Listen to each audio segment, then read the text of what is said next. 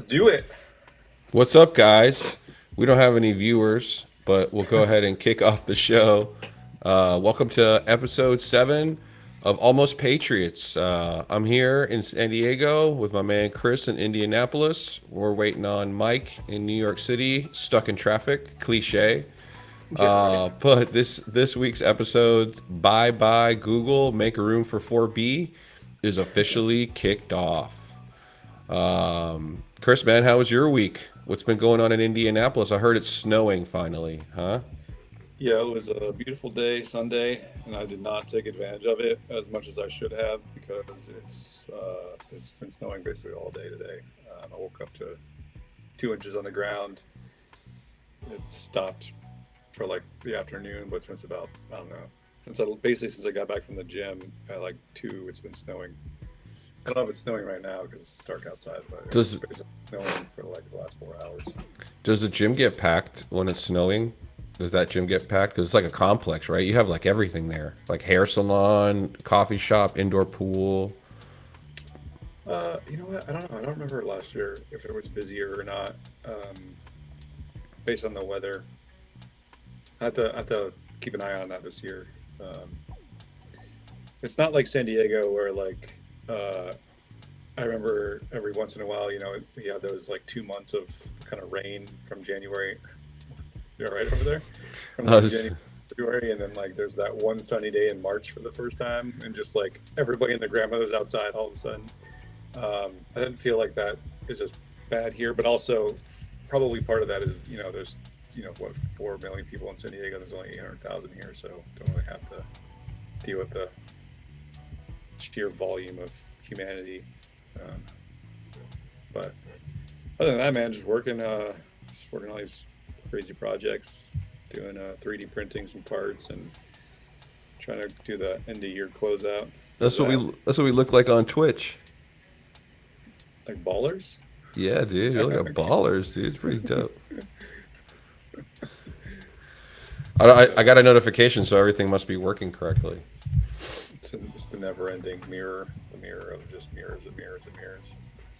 You Um, got it, man. yeah. Other than that, man, I haven't really done anything creative other than make reels. I haven't touched my DJ's controller in I don't know, like a week. Oh, I wish I could say the same. I've been constantly attached to music 24/7. I've been waking up and spinning at dawn for literally for a couple hours because I got those new little speakers, so I don't worry about disturbing my neighbors. Last night I played with Mitch at the Mitch Dodge show or his fucking stream or whatever. The day before I played my stream. Friday we had our party at what's it called, Air Conditioned Lounge, our monthly, and yeah, just been kind of kicking it. Kenny put out a new mix, which is very mellow, but I've been enjoying it, man. It's just been like chilling me out. And then I've just been like at work. I got new speakers at the shop, so I'm able to like dig through the crates all fucking day long. And so just like I just play music, and like if I hear something I like, I buy it and then I download it and then just let it play. And that way I don't feel as much like I'm wasting a lot of time.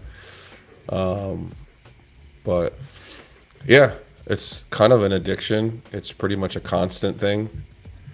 Um, but yeah, man. Other than that, everything else has been pretty toasty here in San Diego. We're in our San Diego winter, which means like wake up, it's like 45 degrees outside, and then by the time I leave the gym at 9, it's like 65. So Yeah, yeah. it's But it's still like a little bit chilly. You can't really just go on jeans and t-shirt because it's got that ocean breeze. But it's like sweater weather, man. Perfect sweater weather in San yeah. Diego. I love sweater puppets. I mean sweater sweater weather. Yeah, yeah. I don't know, man. I haven't crate sifted in a few weeks. I just haven't really. For me, I think I like kind of leaving a gap because I get really frustrated when I go on there and like I listen to. If I'm looking at the top 100 and like I look and the first 10 songs I listen to I've already heard, like I'm just like I You have a should really hard time sifting through the other 90. you should try Bandcamp. I know I might have suggested that to you before. I Yeah, don't I know. feel like I've opened that one before. Try it, man. It's a little weird when you open it. It doesn't look. It's not like as easy to use as Beatport. And then there's like they have so many more genres, and you can filter down. And they have really good stuff. They're UK based. Well, I mean, they were. They may not be around now after Russia might blow up the UK, but they were UK based. So they have a lot of European stuff that's unreleased. I know Beatport's overseas too, but so I would definitely use bandcamp.com. That's where I usually do some crate sifting. And then there's some other secret places that are not as fun to navigate, but I've been collecting a lot of good stuff. What I haven't been collecting enough of is vinyl. And I have these turntables here, and I have like 7 records. And after I'm pretty good at mixing these 7 records, let me tell you, dude, really good. So I They think have I'm like gonna, one track per record, pretty much. Yeah. yeah, dude, it's like a lot of work. I feel like playing vinyl is like the blue collar version of DJing, where like if you really want to do a whole bunch of extra work for no fucking reason, like that's the I way mean, to do shit, it. if you mix a song like, a minute and a half in, right? And then so now you're a minute and a half into the song, and now you gotta trade out the next fucking thing. You only got a couple minutes to No, open it's it up constant. and put the new one on, put the Yeah. thing up. Yeah. It is constant, man. It's like I mean, obviously, and the sound is nice. It's better for sure. I mean, like I can notice the larger range, but just like can you imagine like if you're some kid in Africa and you want to become a DJ and you got to sit there and collect vinyl records and like Nope. no, but like if as soon as Starlink like hits Africa, I'm telling you like the DJ scene hasn't even started yet.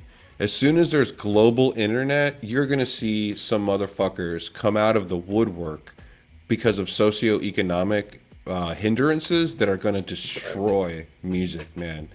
Destroy music. Who are just right now, they're literally like milking a cow.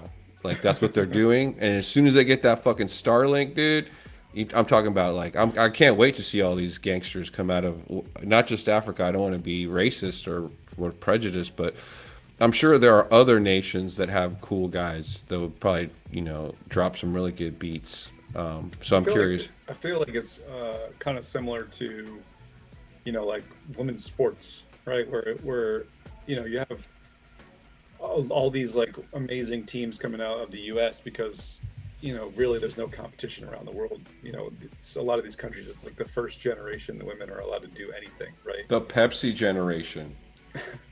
So like it's hard. It's kind of like when men's soccer started playing in the world, in the international stage. We're still getting our asses kicked, and it's been generations. It's just because there's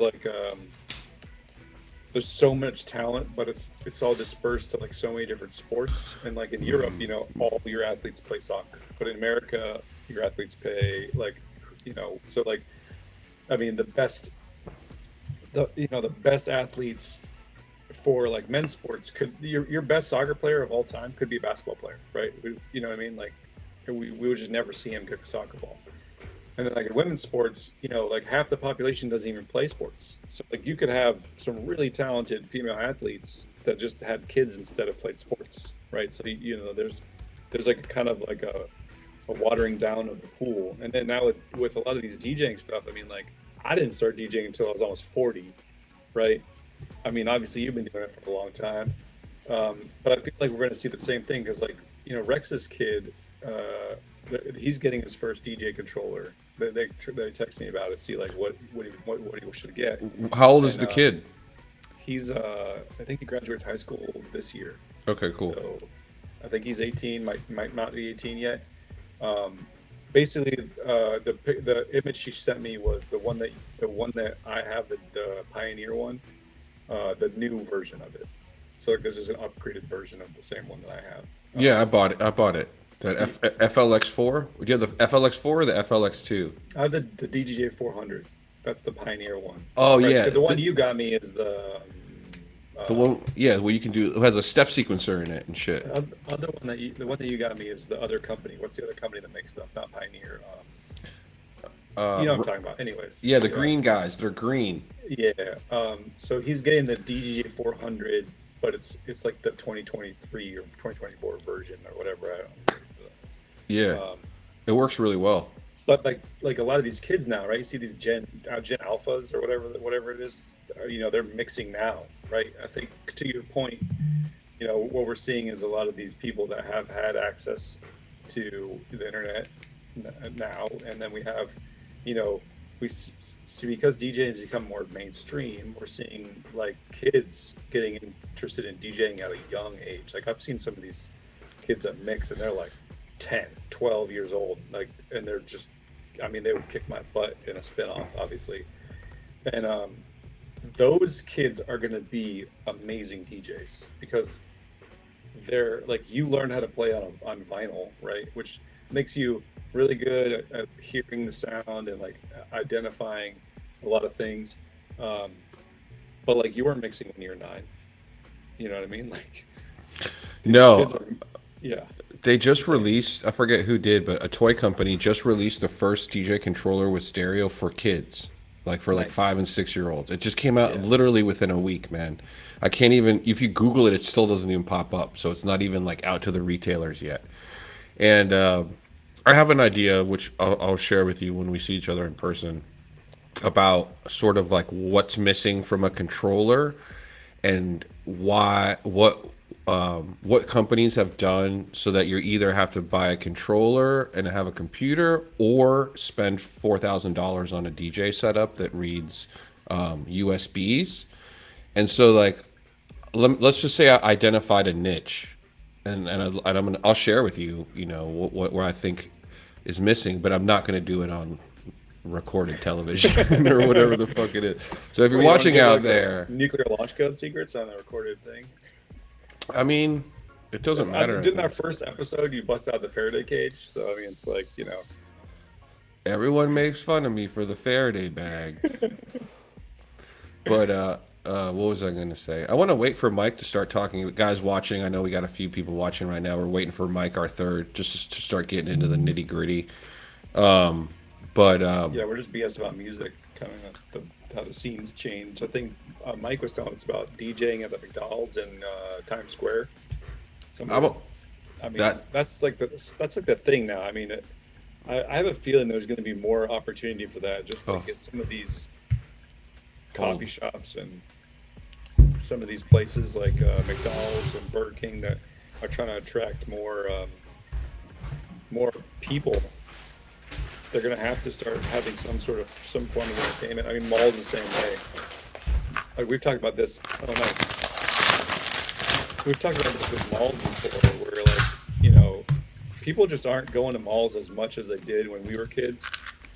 And I think in the future, if you want to get people in the mall, if you want people in the brick and mortar stores in general, I think the best thing to do is going to have live music. strip clubs. DJing is going to well, DJing is like the cheapest version, right? I mean, like you can get a DJ with a controller to play music for a couple hours without paying a lot of money. And it's still being good quality music, because the difference with like you hire a band, they're gonna play their own music. I got my shit in the mail. It's just super loud, but Hold on, let me mute. they're gonna play their own music, and so like, do you get a cover band to play? I mean, it's, I don't know. I think there's gonna be opportunity to just do live DJ stuff at a lot of brick and mortar stores to get people in more and more. Cool. They're gonna start hiring these like 12-year-old kids to spin at a coffee shop at like noon on a Sunday. I feel like and I'll go on a little bit of a rant. So I feel like what's really happening, and I think I might have had this sort of premonition when I was younger, right? And let me know if you can relate to me as well. And so like I remember like getting to a point in like not high school, but maybe into college, where you realize that like all of the jobs that they're teaching you about are fucking boring as fuck. and all of the cool things that you enjoyed about your family and your home and your childhood have become completely unvalidated. Like you no longer like, is it cool to be like the fun guy in the neighborhood that gets everybody to play basketball? And now if you don't know accounting, you're a fucking loser. Right? And so like I feel like some of these younger generations, and this is why I don't dismiss them, I think what they've done is that over time they've just gotten tired of that bullshit. It's almost like, with what's happening with media, like I grew up like trusting everything that the news said more than like the doctors. And now it's a fucking joke, right? And so like I feel like there's a reckoning coming for that when it comes to employment. And I think that a lot of employers are ready for it. I think that AI and automation is sort of their contingency plan when people literally refuse to come to work, which I think is going to start happening a lot. That's my problem is, or the question, the problem here would be, Mike, I'm going to let Mike in, was like, do I feel like, that maybe some of the younger generations are, what's up, Mike? Some of the younger generations are, sort of pushing back on sort of this like, hey man, like the stuff I really like to do, I learned when I was like 13, right? And like, so either help me be better at that or go fuck yourself, and so I think that might be something that would be worth discussing or worth figuring out is like, how are we going to see the evolution of work in general, especially now that there are so many creative outlets online where you can make so much money. Yeah, you're late, buddy. We had that was me being that was my nice version of Mike. You didn't get ragged on because I did it so much last episode that I didn't want. I'm sorry, guys. Mike, you look Where'd you come from? A date? You look great, buddy. No, look at you got blue eyes and shit, like fucking all slick. Am I see you on The Sopranos? Well, that was just you're fucking stereotyping right now, which is hurtful. No, I'm sorry, guys. I came from the office. I sat in traffic, and quite honestly, it was a nightmare. It's raining cats and dogs here, and I apologize. Please, viewers, forgive me. I hope you can. If you don't, yeah, absolutely, Mike. No problem. We're glad you're here safe. Chris and I were just talking about. We weren't talking about you, although it was very tempting. We were talking. we were talking mostly about music, and then just like posing a thing about like little kids getting controllers, like to learn how to DJ at an early age, and then me going on a rant about basically how I feel like the younger generations are just like kind of like, yo, remember the shit that we had fun doing when we were like 12? Well, guess what? That's still what I want to fucking do when I'm 40. Like, I never want to learn accounting. I don't give a shit. Like, fucking find a computer that does it for me because I don't care about it. That's the whole thing that we should have strived for. Like the fact that you should do something that you love as you get older. Everybody feels like in society that you have to be forced into an area where it's like, okay, I go to the office every day like a robot and do something that I don't like. In fact, Ricardo, you're one of the few people I know that does something that you enjoy every day. If it's music, if it's marketing, those things you enjoy, you have fun with, you take pride in. And it's like, it seems to me like out of us three, you're the one that kind of goes to work every day with a smile on your face and, and you actually have fun at what you do. And then if you disagree with me and Chris, you write text messages and let us know. Mike, I appreciate you touching on that, but I do have to say that, and I think both of you know this about me, I've known you guys for a long time, that I'm also the one that suffers the most emotionally, and I'm also the one that experienced the most ups and downs. And so if you're going to do the route, if you're going to fight the system, if you're going to be like Andrew Tate and be like, hey man, I'm just going to buy a bunch of Bitcoin and talk shit about women and get rich, then you got to remember that there's a totally different mentality that I wasn't ready for as an adult to accept, right? Because I tried early in my 20s and 30s to do my own thing, sold some companies and did all that shit, met some smart people, and then went back to corporate America. But I'll tell you, man, I was just texting this morning on Discord about how soulless it was and how it was so much harder for me. And I don't mean that about you guys. I mean, my experience is unique, right? And so like although work helps a lot with diligence, But how soulless it was to have to lie to myself that that buying stuff was gonna make me happy, right? Like I made, yeah, tons of money, dude. Like I great, and be like, hey, Ricardo, good job, solving that, blah blah blah. Here's here's a $5,000 check, right? Man, this TV right there, you see that TV? That's a Sony XBR 75-inch OLED TV. It was $4,000. I took my bonus check one year and went right to Best Buy. Wait, Right? that's not a Samsung TV? Yours is upstairs. I haven't even turned it on, man. I mean, like, I barely. You can have it back. Mike gave me his TV when I helped him move. No. My point to you, though, Ricardo, is the reality of the situation is, you did something that a lot of people don't do. You're an entrepreneur for many years, right? You decided that corporate America wasn't what you wanted to do originally. You realized that you wanted to take a chance on yourself. And while taking a chance on yourself, you realize that there's ups and downs. And that's the prevalence of every entrepreneur. Every entrepreneur has to understand that there's risk versus rewards to that. So it's, you talk about the fact that, it was very hard and it was there's mental challenges with it. But the reality of it is any entrepreneur that does or starts their own business or does something of that magnitude, it's going to be up and down. So you have to pat yourself on the back at a certain point, and you have to realize that it's already an accomplishment to start that. So anything it builds character. Best way I should say it builds character. You're Absolutely. the odd man out. So absolutely. I mean, I appreciate you saying that stuff. But yeah, man. I mean, just in general, how can I say this? It's not like a happiness. What I realized was that, like, if I didn't believe in myself and do what I really wanted to do, that my own psychology was going to kill me. Like my own mind was just going to not let me enjoy life. Right. And so like it got to a point where I was like, no, all I need to do is like be responsible, pay my bills, earn a living. And like my brain was like, no, dude, that's not why we put you here, dude. And so it's just, it was eye opening. But yes, I encourage everyone, to at least, if you can, move the needle, like if it's over here. And like first, the hard part is having the strength to identify within yourself what it is that you love to do and being completely honest, right? And some of those things may not be pretty, so you have to accept your shadow self, right? And so, hey, like I like burning bugs. All right. So like most people will be like, oh man, I can't do that. But if it gives you joy, I mean, I don't get, go and do it. And so first, the hard part is admitting to the things that you actually love doing, and then taking the time to do them a little bit at a time every day. Right. So if you really like the way you feel when you leave the gym, don't go to the gym all day. Go for 30 minutes and then try to go every single day.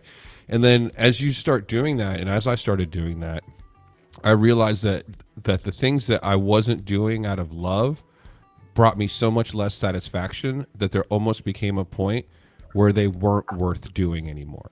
And so that was my breaking point. So I think the most important piece of information to this, so like if you really want to pat yourself on the back about anything, I think the tendency tends to be that if you want to do what you're doing and following your dream, so to speak, or following your passions, then a lot of people who have trouble or don't succeed right away or have to grind it out, they tend to turn to what we're seeing now with the victim mentality, right? So a lot of people that are trying to do that, where they're like, oh, I like what Ricardo's saying. I want to be a vision. I want to do, follow my vision. I want to like follow my passion and do the thing, whatever that is. We are 100% encouraging you to do that. But what we don't want to see, and what we see a lot now, is people becoming victims because it doesn't work out the way they wanted it to. And instead of just, doing something in the interim to like get through to the next level, they attack the establishment, and they attack people that they think are part of the establishment. And that's why we see all this patriarchy crap and all this stuff that's coming down. And then like people like us, like, well, hey, I'm a broke kid that spent 20 years in the military that now I have a good job. You know what I mean? Like I was there where everybody else is. I'm just choosing not to be a victim. I choose to like somehow find a way out of it. Well, let me ask you something, Chris. Like, because we talked about Ricardo taking chances and feeling satisfaction with his career. you were a Marine and you dedicated yourself. You went through the training, you served. How does that make you feel? Because it's easy for everybody to say I took a chance here, I did this. Well, it's when I speak of that, it's in all different aspects of life. For example, for you, you took a chance and you did something that you should be very proud of. And how long were you a Marine for again? Still in 22 years now. Yeah. Okay, so you've done it for 22 years. When you first became a Marine, you passed all the training and you did everything and you served. How did that make you feel? Pretty good. I mean, I was like 19, you so felt I didn't really appreciate a lot of it at the time, but yeah. Well, now at your age, you appreciate it. Is that correct? Oh yeah, 100%. It's you definitely tell right away when you tell people that, like, oh yeah, I've been a Marine or whatever, and they're like, oh cool, it's a certain thing. I used to kind of get upset about it when I was younger because there was like an automatic opinion of who I was when I told people I was a Marine. Like instantaneously, I'm either like a baby killer or what I mean. There's like automatic like stereotype that goes along with it. Sometimes sometimes babies got to die. Sometimes I've definitely gotten over the stereotype, but it's just. My point though is, right, everybody has accomplishments in different aspects, right? Everybody has, and it takes a little bit longer to realize those accomplishments. Like what you see yourself as, you might not see as accomplishment, but to so many other Americans, it's an accomplishment. The same way to being an entrepreneur, same way as being a lawyer. So a lot of people, I think, don't realize their accomplishments until they get older. And then they take a step back and they look at it and they're like, wow, look at what I did. And quite frankly, I'm not auditioning for the new Dune show. That's not happening, but I can though. Hold on. Yeah, you're already there now. If somebody if you have somebody in your could throw some sand on you right now, that'll be up for So a quote that really stuck with me, I heard recently was, and this is something that I've been kind of like trying to integrate in my life, was if you go to the gym, right, you look to your right, you see the big guy that's faster, stronger, better looking, all et cetera, Well, whatever. there's not many better looking people than us three, so let's slow your roll. But then when you look to the left, there's always somebody who would kill to be where you are. Absolutely. And I definitely spent a lot of my youth focusing on the fact that I wasn't the guy on my right, whoever that is, whatever variable, it doesn't matter. And not enough time on, being like, oh, okay, well, I'm at a good place, whatever that is, right? Marines, right, whatever it is. And I think that's something that if I was going to give advice to people, it'd be, if you can find a way to not focus heavily on what you aren't achieving and focus heavily on what you are, whatever that is, it'll save you a lot of heartache. That's good advice. Mike, do you have any advice for any young Americans that are choosing a pathway? Yeah, my advice is don't listen to people. Find a love, work very hard at it, and don't give up. I think a lot of people, they feel like the struggle is they're never going to meet their goals and accomplishments, and they give up before they get there, or they doubt themselves. And my advice to everybody is just put your head down, keep working hard, you'll get to where you want. But don't make money your ultimate goal. Make becoming the best at your craft, because when you become the best at your craft, that's when the money comes. So be the best at what you're trying to attain to be, and everything else will fall in place. But don't give up. Everybody gives up. They look at other people that are their age and they believe that they've made it. Everybody's goals are different in life. So don't sit there and try to compare yourself to others. Just keep working hard, find your goals, and you'll meet those goals at the end of the day. And just be happy in life, because life is short. Yeah, I was thinking about this earlier today. And so I think the one thing that I noticed too about success, just in my own personal journey, is that I think a lot of people aren't successful because they're confusing the word success with control.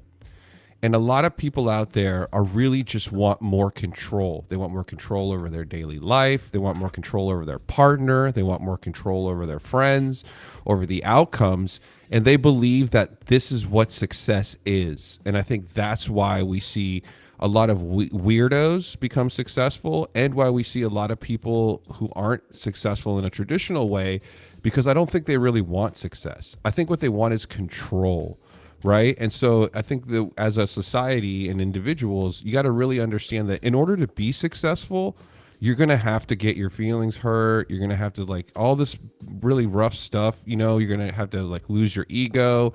You're going to have to work with others. You're going to have to do all of this stuff.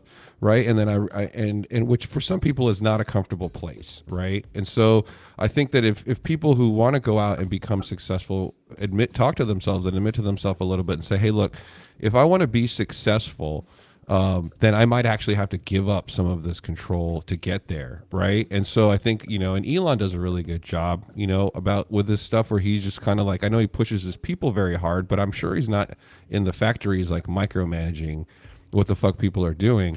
And so, and I think a lot of this has to do more with small businesses. I do see a lot of small business owners that never make it to become multimillionaires. 90-something% fail. It's because I don't think they really want to be successful. I think what they want is to have control over their time and financial independence, and that's not success. I mean, it's success for you, but not if it's not your goal. And if you think that, you know, more control is going to give you happiness, it's not. It's not. In fact, letting go is the first step towards being really happy. Well, can I piggyback off of that for you, Ricardo? So I want to say this. A lot of people fail because it's the fear of failure. And once things get hard, they get scared. Once things get hard, they give up. A lot of people do that. If you talk to a lot of the most successful people, if you listen to the biographies of Amazon or Apple, the founders, everybody talked about the challenges and how they came over the challenges and how they, made their companies more profitable, but more effective. Everybody, if you're not challenging yourself and you don't fear failure, then you're not improving every day. And I hate to say that. Like, as an attorney, I can tell you there's areas of law and there's things that I don't know. And I get scared. I'll be honest with you. I get scared that I'm messing something up. I don't know what I'm doing. But I'm not going to give up. I'm going to continue to try to find the right path, find the right laws. And you can't be afraid. You can't be afraid of failure. Because, you know, the truth of the matter is the best learning, life lesson is failure. You're going to fail at things and you got to learn from those things. But you have to be willing to fail. You have to be willing to take that chance. And a lot of people don't do that. So 90% of small businesses fail.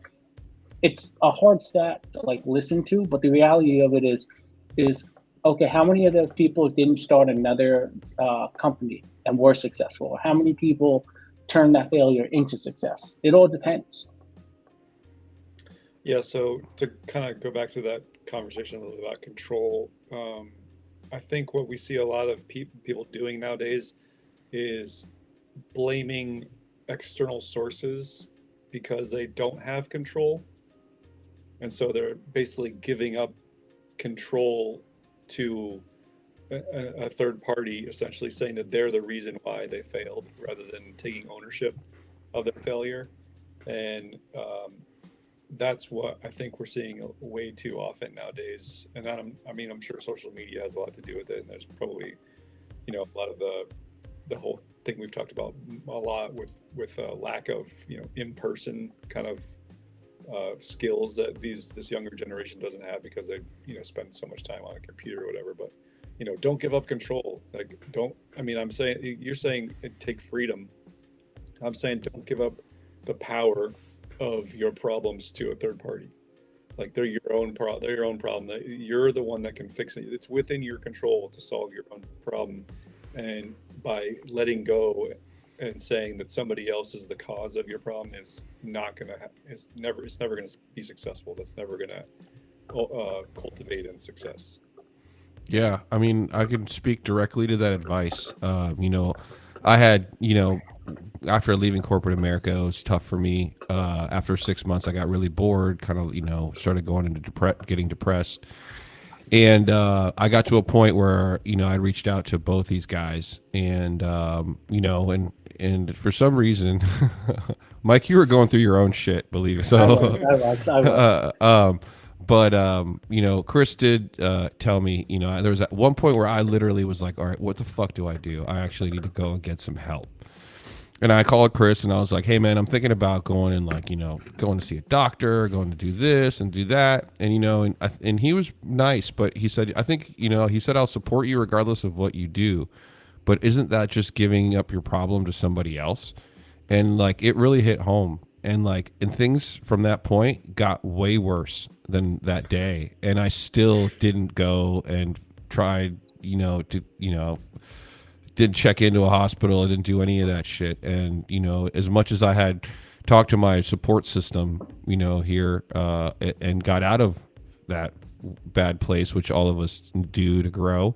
But, you know, it was the first time I think I didn't like call my family asking for help. Right. And I think it really helped me become a much stronger person, as I am. So if you're out there and you're thinking, man, my life sucks right now, or I'm depressed, or the Black Friday sales just they're not talking to me, and like, you know, why are we blowing each other up and stuff? And like, you know, I would say like whatever it is that you can deal with, if you go through it not alone, that's a little bit different, but without you know, giving up control of the solution to a third party. It's going to make you stronger. I promise you, you're not going to die. It's not going to kill you. I promise you it's not going to kill you. But you know what might kill you is if you get addicted to methamphetamines or to an SSRI or to anything that these fucking doctors will give you as a solution for your depression. And let me tell you, and I know because I did this route before. You walk into the doctor's office and they give you that pill, man. You take that pill and you know you shouldn't be taking that pill. Every single motherfucker out there who look me in the eyes, who's taken an SSRI or Adderall, you know you shouldn't be taking that shit. You know you shouldn't. You know the minute you swallow it that you just gave up part of yourself. I did, and I regretted it, and now I'm, you know, on the other side of it. So I just encourage everyone who's listening to not get arrested in Chris's neighborhood, because apparently there's some red and blue lights over there. I encourage you to hold on and reach out. And the hardest part is to just tell people that you need help, and you'd be surprised how quickly you figure out who is going to be there for you and who isn't. And I wouldn't let who isn't upset you, because the people that are there for you, they're going to be there for life. So just, you know, it just saves you some time, that suffering. And, you know, but that's my anecdote of the day. Yeah, I believed wholeheartedly for a long time that introspection was like the best thing for you. And it's because I didn't have any friends not that I didn't have any friends, but didn't have any friends that like I felt I could open up with. And a lot of it was just me pushing them away, not because I didn't have friends. It was just me keeping them at a distance. Had to grow up, had to do a lot of things to get to a point where now I feel like introspection is important, but having a sounding board is far more important. Having people in your life that you can talk to and, you know, bounce ideas off of and get extra, you know, assistance or whatever you need is way more important. That oxytocin aspect of life is like far more important than this sort of self-masturbation that you do inside of your own head to, like, you know, figure out how to resolve issues. Is that Problems internal? I didn't even say anything. You're already I laughing. was gonna let it go. I wasn't gonna say anything. No, so real quick caveat. What'd you say again? What was that? Self-masturbation. So I actually heard Oh, I heard a thing. Maybe that's a double entendre, but I was going to I heard a say, thing. it's the same word twice, self Yeah, I and heard a thing today that masturbation. said you need to ejaculate 21 times a month to prevent prostate cancer. So that's my message. 21 times a month. to prevent prostate cancer. 100%. I know a couple okay, really... what's the next topic? Okay, guys. So that role, since we've been talking a little bit about our personal experience, and for those of you guys watching, me and the boys have been learning a lot about leadership just in this project in general. At least specifically, I have.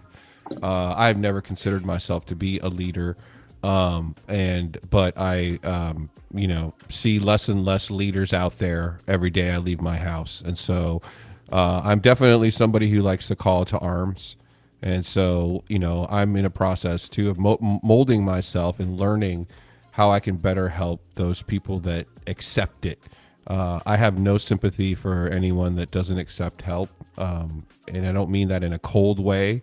I mean that in a way where I have spent years trying to help people that didn't want to help themselves at my own detriment. And so I'm done doing that. But I do want to learn a little bit more about leadership. And since I left corporate America, it doesn't make me the best corporate leader, but I have some input on some of the stuff that I saw, which was mostly, I have to say, for the most part, it was mostly good. And good as in like a dog is never going to be able to drive your car.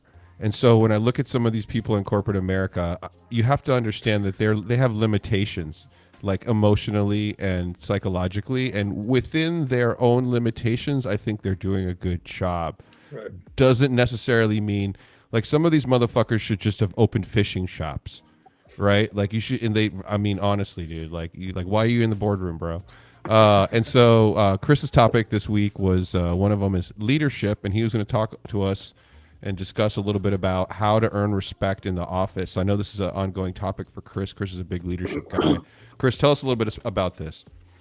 Yeah, so a lot of people, struggle with either being in a leadership position in the office because they don't feel like they're respected enough, or want to get into a leadership position because they don't feel respected enough to do it. And so there's some things you can do just like to kind of send the signal out to everybody that like you're a person that to have value. And one of those things is volunteering for jobs that nobody wants to do. I know it's cliche, but like something silly like emptying the trash, like on Fridays, if like if you don't have a person that cleans your office or whatever, just taking the bag of trash out and throwing away. Anything that signals to everybody around you that you don't think you're better than everybody else, that you're willing to do stuff that nobody else wants to do, it will go a long way and people will start to notice. Another one is a really bad habit I see a lot of people have is when they're in the following position, like when you're a subordinate and then you break your boss's rules because you think it makes you cool. That does not make you a cool boss. All right. That makes you a guy who broke your boss's rules, and now you're going to expect everybody else not to break those same rules. It doesn't work that way. So Secretary of Defense James Mattis, his saying was always be brilliant in the basics. So do all the little things right. So go show up to work on time.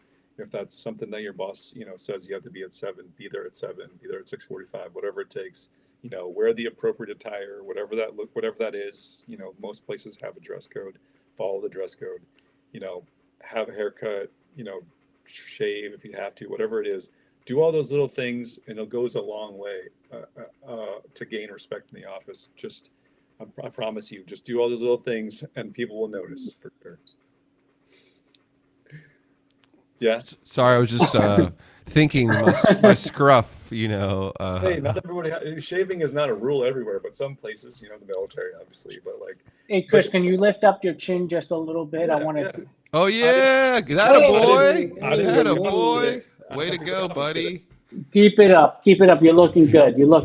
He's all grown up. Guys. I got this I like trash it. beard that comes in. I got no facial hair in the front, all party in the bottom. Dude, if you could grow a mullet, bro, by the time we got there, that would be fucking. Oh God. To piggyback off of Chris's points, I can agree. I've been fortunate enough to be around people that are entrepreneurs that own their own business, and fortunate enough to be in corporate America. One thing that I've known or I've seen in both environments is showing up on time. One of the biggest things is showing up on time. If it's a deadline, getting your work in. But also one thing you can earn a lot of respect in the office is just being a genuine person. Sometimes, just saying, hello, how you doing? How's your weekend? How's things going? Taking an interest in other employees or taking an interest in, your boss, talking with them, just being humanized is important. To be a leader, you most of the time have to understand what's going on. And that can be a multitude of different areas. But in order to understand what's going on, you have to communicate. Communication is very, very important. And no matter in what business you are, it's corporate America or being an entrepreneur, if it's doing a podcast and saying that you're going to be 20 minutes late. It all depends. It's all different. So I can sit there and yeah, thank you all. But yeah, I can emphasize with that. Yeah, I think that's a really good point, Mike. I agree. I mean, like, and I'm going to go ahead and give you a contrapositive. And so one of the things that I learned that I think I probably could have done better when I was in corporate America is I think what earns you respect is setting boundaries, but like in a professional way. So like what I had a hard time saying is like learning how to say no, but like in a professional way. And like, let me give you an example where somebody like sends you an email, right? Or your boss comes up to you, it's like 4:50, right? And you're leaving at 5 and they're like, "Hey, I need blah, blah, blah, and blah, blah, blah." And before I'd be like, "Fuck this motherfucker," right? But like, I realized that the right way to do it is to communicate your boundary and say, I know this is important and I'll get to it as soon as I get in tomorrow morning, and not give the person the option to tell you to stay. And so learning to set professional boundaries that way, how to say no without being like annoyed or whatever, I think gets you a lot of respect. Because what I've noticed about the office is that everybody in the office is there for two reasons: to get paid and to try to get you to do their work for them. That is the two things that are in every office that I've ever been in.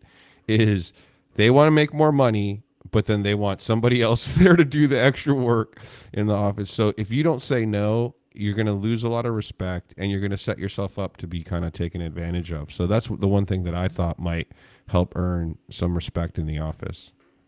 Yeah, people are definitely not trying to do more work. They were trying to do less work in the same amount of time. Well, yeah, you're 100% correct on that. Ricardo, you just said a big point: setting boundaries, right? In corporate America, they try to get every little inch out of you. All your energy depends on what you're doing, the task that's given to you. But managers, coworkers, etc., try to use you as much. So they're always going to ask for help on a project, or help certain things. Now, you have to understand what you can help with, what you can handle. A lot of the times you'll be given assignments or something that, you're already busy with too much stuff. You got to understand how to communicate the fact that you cannot get that assignment done, or at least under the deadline that they wanted. So you have to be cognitive of that. So at the end of the day, boundaries, communication, and talking to your other podcast hosts about being late are very important. Yeah, I feel like something that you can do is talk to your direct supervisor and tell them, hey, look, I'm going to try to see what I'm capable of doing. So I'm going to volunteer to do some extra stuff, and maybe it's too much, maybe it's just right, but you should be constantly kind of pushing your boundaries on what you're capable of doing, understanding your limitations. But make sure, like to Mike's point, you communicate that. Don't just take on a bunch of crap and then not finish it, and then not tell your boss that that's what you're doing. Like, tell them, like, hey, look, I'm going to try to do some extra work because I want to see what I can do and what I'm capable of doing. And if it doesn't work out, then you've talked to them about it. Like, hey, look, no, I was too much. It was too much work for me to do. I'm gonna have to dial it back a little bit. But if you just do it and fail without talking about it, you're setting yourself up for failure. Don't be a yes man or a yes woman. Don't, every time somebody asks you to do something, don't say yes, yes, yes, yes, because you're like, okay, I want to be in good favor with everybody, I want to show everybody that I can do all this. Sometimes saying yes all the time is actually a problem because you just can't do it. So that's my whole thing. And by the way, I just want to give a shout out to Share Bear for saying that I forgive you. I really appreciate that. Thank you for logging in every week to see me come in late. Really appreciate that. She said, "I enjoy accounting." Oh, that's good. Then you should do that as long as you enjoy it. That's the whole point. The point isn't whether it's stupid or not. It's like some people really like. My pops loves accounting. Do I think he enjoys it? I don't think he does. But I know that he loves it. I know whatever anxiety that not knowing the answer, he has, accounting solves. I'm sure he gets relief from that, but I don't think he enjoys it. Yeah. That was from ever ago. I apologize. I just saw it now. Yeah. Oh yeah, I just saw the chat too. Awesome guys. So Chris, man, love to hear more about your leadership styles. And I know you've been taking notes for about 20 years on this stuff. So next week we're talking about following through. That's the topic for next week. So tune in. Following through. Damn, guys, this guy's really on it. What was I going to say? I wanted to move on a little bit. I wanted to move on a little bit. We're talking about leadership, and just to give an example of leadership, the next topic here is also Chris's here, and we're talking a little bit about the FEMA whistleblower that got axed. And so, as we're talking about leadership, now, as I understand this, this is basically a FEMA whistleblower who had got accused of doing something that was biased or something like that. And then when she got caught, she became a whistleblower and tried to throw all of her bosses under the bus, and it didn't work. So tell me a little bit about this, Chris. Well, we don't really know whether or not she's telling the truth or not. That part hasn't been disclosed necessarily. But basically, the FEMA workers that were helping with the hurricane were giving aid to people that didn't have Trump signs on their lawn. Basically, they were prioritizing aid to people that weren't Trump supporters, which someone that has been working in the federal government for 22 years, nothing burns me more than people taking advantage of their role. I hate that crap. I mean, realistically, it's so frustrating because nobody has ever seen a firefighter that didn't fucking save somebody from a burning building because they're, I don't know, whoever, Harris supporter or Trump supporter or whatever the fuck political opinion they have, because it's ridiculous, right? The people that out there, risking their lives to help people aren't biased about who they save.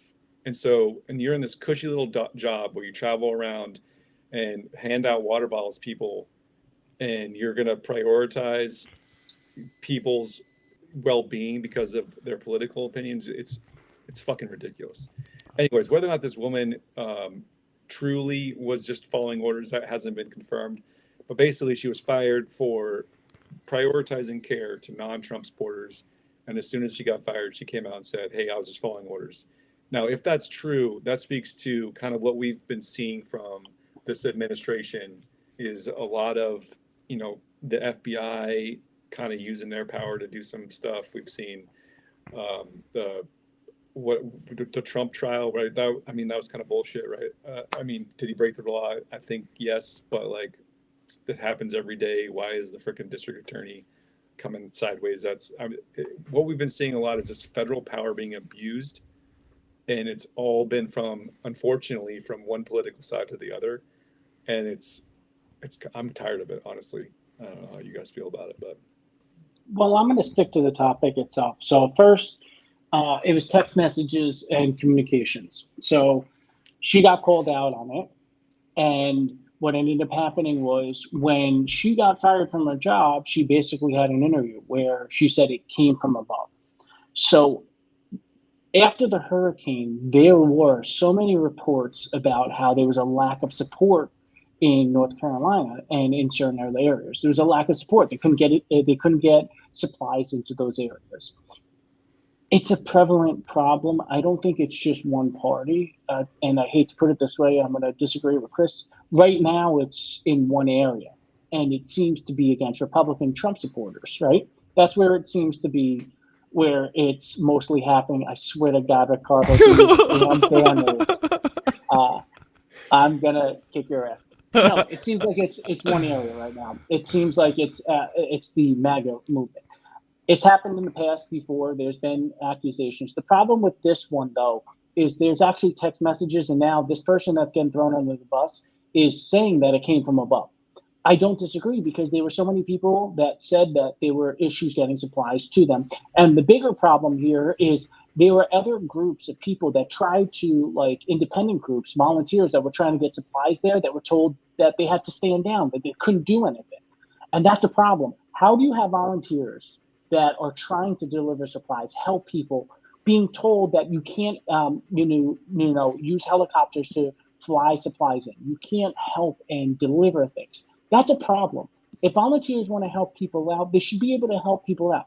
Now, I heard something that is really screwed up. I can't confirm or can't deny. It's based on a documentary, and it's based on individuals, volunteer organizations. But they said that they weren't able to deliver supplies because FEMA has agreements with these major corporations, right? Where they spend millions of dollars, they send to them for them to deliver supplies. So I'm using hypothetically, right? Organization. Let's say it's a water bottling company. I'm not going to choose one. They have a contract with the government. Okay, if there's an issue, if there's a hurricane where they can't get any water into that community, they have to wait for that company to deliver water to them so they can distribute it out. Now, that's a problem. Why can't a volunteer that has those supplies on hand go and basically be like, hey, we have, let's say, 100,000 cases of water. Why can't we just deliver it to people? It's obscene. It's a joke. Quite frankly, I think it's absurd. And I don't put this past it. The FEMA whistleblower, I think, quite frankly, I think this is real. I think this is true. There's been so many incidences of, there's natural disasters, there's hurricanes, there's so many other things, tornadoes, things that have decimated. And you don't hear about treatment or people helping them for weeks, 2 weeks, 3 weeks later. Why? And why is it only segmented to the people that do get help? It's a fucking joke. It's funny because I've done humanitarian aid in foreign countries, and like we basically Sri Lanka invaded Pakistan, with 25 helicopters and hundreds of metric tons worth of food and C-130s and all this stuff, right? And we basically lived in a foreign country administering aid within a few days of a natural disaster, and yet we can't get aid in our own country. And it's because, like, I don't know what it is, but it just doesn't feel like there's enough good publicity. Like if we help Pakistan in a flood, everybody's like, yay, but if we help North Carolina in a hurricane, it's like, that's not really, that's kind of that's what it feels like. It just feels like it's not prioritized. It feels like there's a mass hysteria that has kind of taken over, and I want to blame the media and the people that are funneling the media. And so I think what's happened is that there's a subliminal message in the collective of all of the sort of propaganda that we see that's basically like subliminally saying, hey, like, if you've ever felt oppressed or that if something is unfair, then none of the rules apply to you anymore. And you should do everything in your power to seek vengeance on those who oppressed you. That's what it looks like behaviorally, right? Like there was some sort of like secret meeting and all of the, I'm not going to say anything, I'll put my foot in my mouth, but all of the people that have felt oppressed and unfair, and I have to say that includes me. I never thought, hey, you know what? I'm gonna take the HOA money from my neighbor and buy myself records instead of paying the HOA. And so it's a mass hysteria. But I'm gonna say this, I've said this before. You don't have any superpowers. You're not Iron Man. And if you were the man, it would have already fucking happened by now. So sticking feathers up your butt does not make you a chicken.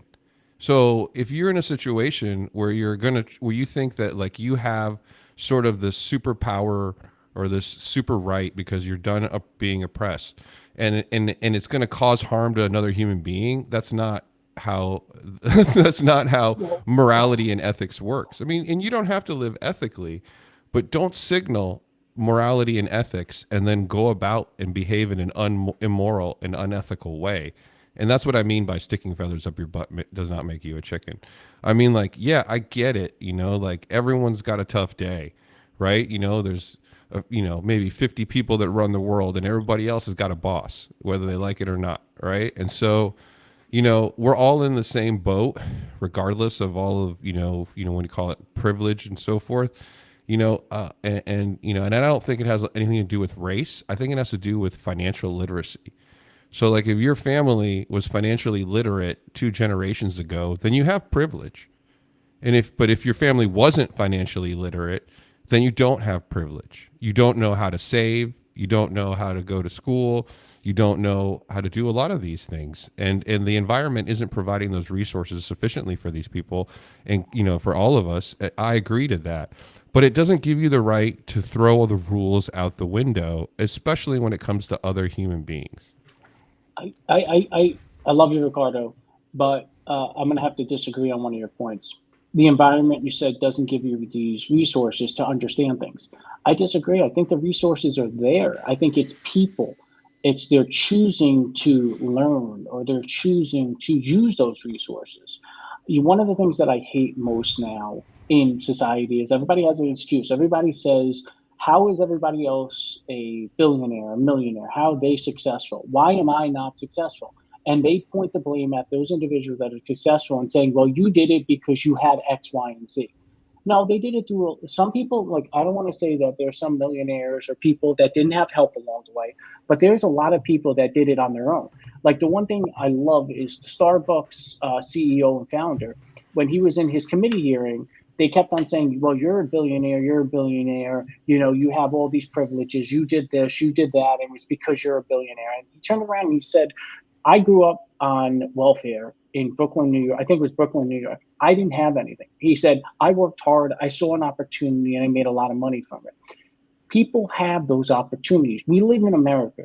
It's the land of opportunities. Stop blaming others for your non-success, and stop blaming them because the color of their skin, their education, or because of their background.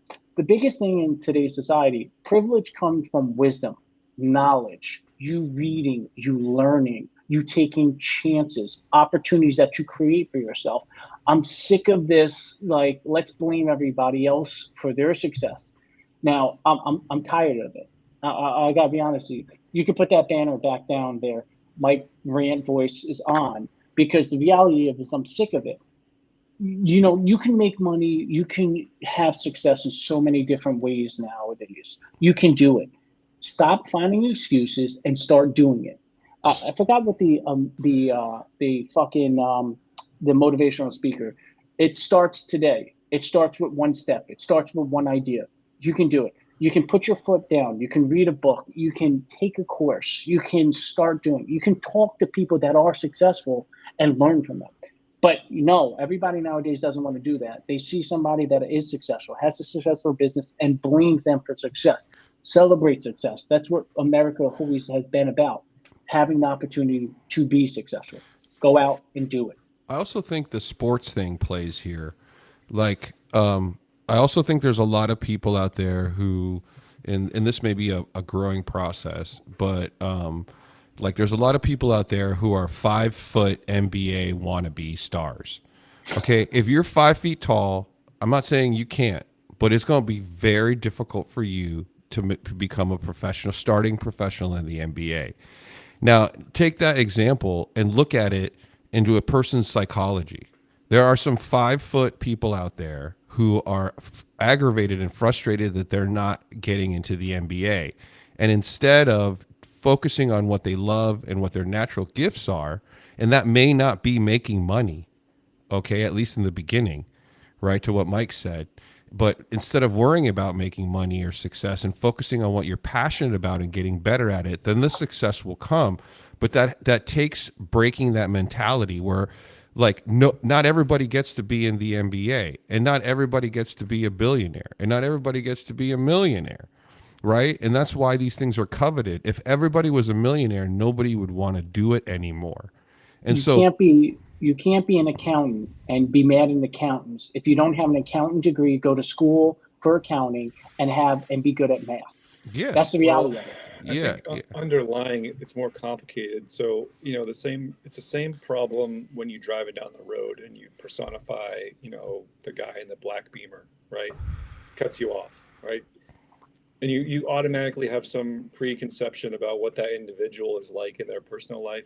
Like maybe they beat their wife, or they, I don't know, rob old people, right? Because they drive a black Beamer, whatever it is. Your personification of the car, right? We get road rage because of the vehicle isn't a person, the vehicle, not a person. Yeah. Nobody gets road rage at the grandma that's driving the car. They get road rage at the car, right? And it's the same problem what we've seen with this the media has been kind of pitting everybody against each other with a zero-sum mentality sort of thing. And it's what's causing this now, because now instead of you looking at Elon Musk as a human being who you would never say is a worthless piece of shit to his face, you're saying that all billionaires are worthless pieces of shit. And so then it's the same problem, right? It's not a person, it's a car. It's a title. The title is the problem. It's the people that are whatever, white, black, whatever it is. Like you're not seeing people as human beings who have struggled. You're not seeing people like the three of us who have our struggles and we have our successes, and it wasn't easy to get where we are. You see whatever title it is, right? And so that's what's happening, right? We see a billionaire. All billionaires are bad people. Well, that's not true. But because there's been this effort made by the media, essentially, which is kind of our shtick, right? The media has been pushing this message that you're all victims, and it's all these people that are putting you down, and that changes every fucking week. Every week, there's a new dictator that's keeping us down, right? And it's whatever is popular, whatever is like clickbait, whatever capturing people's hearts and minds, and it's not going to get you anywhere in life. Like, go back to being an individual, go back to seeing the people around you as people, and that's the only way to move forward, in my opinion, anyways. Yeah, totally, guys. Speaking of billionaires, I read today, this morning, that Google was officially called out by the DOJ to break up its search engine company. Anybody else read this? Yes. So, I mean, I think it's about time. To be honest with you, being somebody that has experience in digital marketing, I have literally watched myself and other people that have helped me spend literally their lives learning how to navigate the algorithms and cheat the system. And I've done it myself. I've cheated the system, but I mean, let's say like if you want rankings on Google, I mean it has nothing to do with spend. You could spend all the money in the world and still not get the ranking. You literally have to sort of trick your way to the top. I don't consider that a useful skill. And so for me, when I see this, I think it's about time.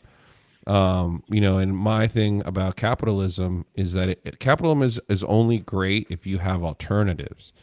And so if there's not 2 or 3 at least other alternatives that are equally as good, then I would consider it a monopoly regardless. Even if there's 50 other search engines out there, if they don't have market share, it doesn't count as competition to me. And so I believe that a lot of the soft monopolies in the United States that we've seen for a while will hopefully start to get broken up, because I'm going to tell you that if you want to return manufacturing and you want to return business into the States, then you have to stop feeding these giants like Google and Microsoft and Elon and his companies too.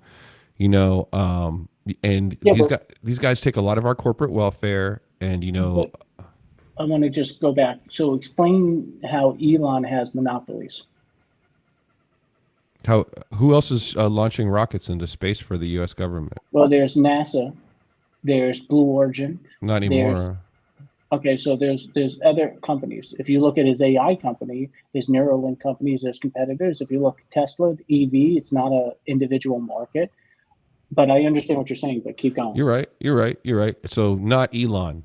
Sorry, Elon, you're not. Don't talk bad about him. I don't. I really like Elon. Don't but do that. But and a lot of this to me comes from like the cable providers, and where I see it the most in my profession is the distribution channels. And so as an advertiser, you spend enough time buying ads, you realize that there are a very handful of people that control all the distribution channels to media. And so, this is not my favorite type of environment for competition, especially for something creative like advertising, so. So Ricardo, can I ask you a question, because you're more into this? So Google, it has to do with Chrome, breaking up Chrome search, correct? Well, Chrome and search, I think, are two different things. And so what I think, and I have to look into this, guys, because it was brand new, but what I believe is that they are going to try to break up the Chrome business and the search business. And so any type of business that Google has that would in some way allow them to manipulate your information or your search results, whether it's through using your history or through autofill or through Googling. And like, because when you Google something, you really don't get the answers anymore. You just get the top 5 motherfuckers that are spending the most money on what you Googled. And that's not necessarily what you want, right? And so think about that, because we're talking about commerce, but think about it when it comes to information. And I am a freedom of information advocate, and I have this on my Twitter account. A lot of people don't understand what that means. That means that I believe that information and advertising equals bias. And so if you're going to advertise something, I think you should be free to advertise that in the most creative way that you want. But in no way should the news anchor stand up in the middle of the news broadcast and say a commercial. That's, you're mixing advertising, and the number one culprit of that right now is the pharmaceutical companies who own the TV stations, right? And so like, this is the exact thing that I want to fight against. And so like, I'm a big proponent of like the X for sure. I'm a big proponent of like a lot of government putting outlets of information out there for people. You know, like I don't understand, like YouTube is something that the government should have came up with. So, you know, like, there you go, buddy. Like, you know, stop getting blowjobs under the desks. Maybe you could have had a great idea. Maybe you could have been somebody.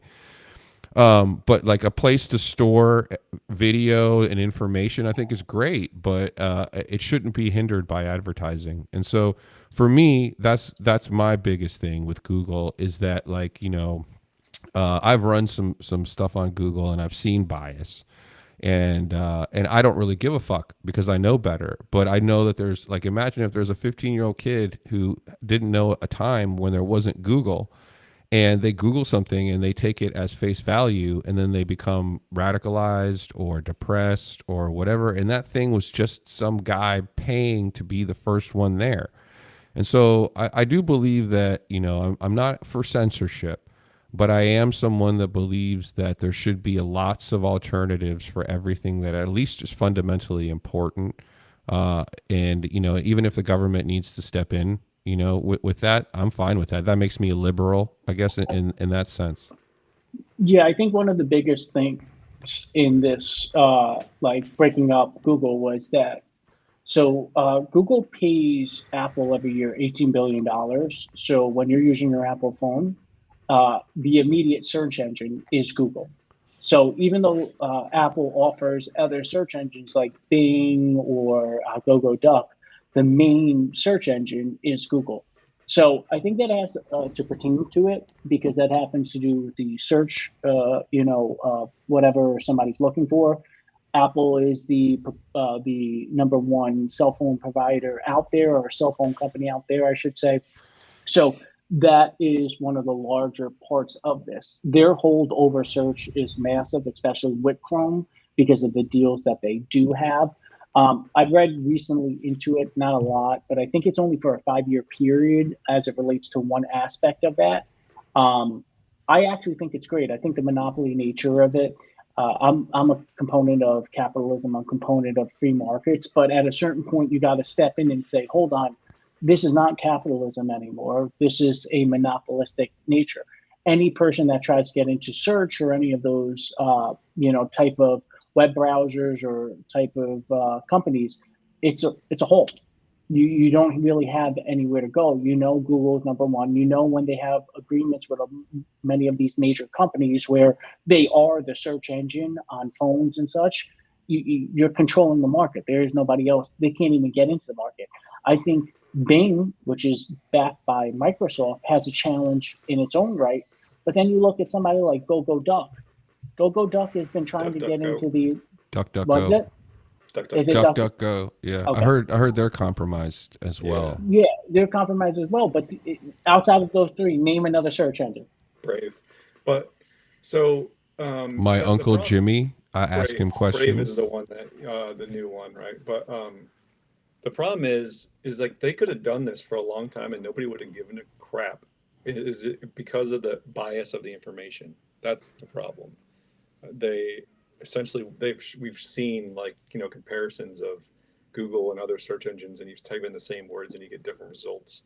And I was going to ask Ricardo if you want to explain search engine optimization so people understand. I mean, I know what they told us about in business school, so I barely have an idea, but I think that would probably help too. Yeah. Yeah, I mean, the basis of search engine optimization is basically the equivalent of if your website was a girl and you wanted to find a date, you have to dress in a specific way to catch the attention of the opposite sex. And so SEO is just a series of checkpoints of the way that your data is structured on your website that favors the Google web crawler that indexes your website.